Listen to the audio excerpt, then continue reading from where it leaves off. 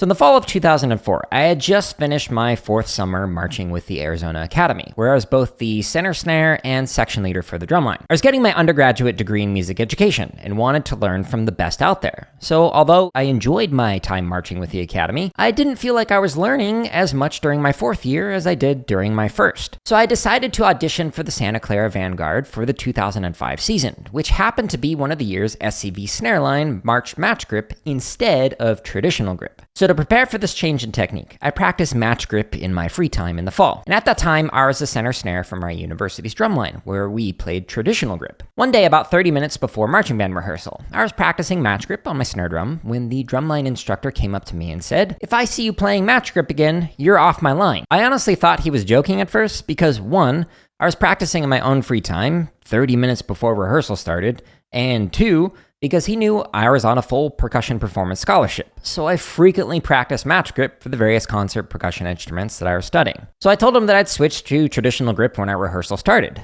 but until then, I could practice whatever technique I wanted in my own free time. And he went into a rage and said that I was no longer center snare, and then stormed off. Now, when rehearsal started, I walked over to the warm-up location, and the snare line had left me a spot in the center, but I set my drum up at the end of the line, and the rest of the drum line was basically like, "What are you doing?" And the drumline instructor replied that I was no longer center and gave no further explanation. Now, after rehearsal ended, the drumline instructor spoke with the marching band director about wanting to fail me. So I had to meet with the director to talk about it. The marching band director apologized and said that he would not fail me, but he asked me to just try and keep my head low and just finish this season as end snare. So you see, I had to be there because my undergraduate degree in music education required 2 years of participation in my university's marching band. So I was stuck dealing with him for a couple more months if I wanted to get the degree. But because the drumline instructor didn't get what he wanted, he reached out to the head of percussion department to try and revoke my full percussion performance scholarship. Again, for playing match grip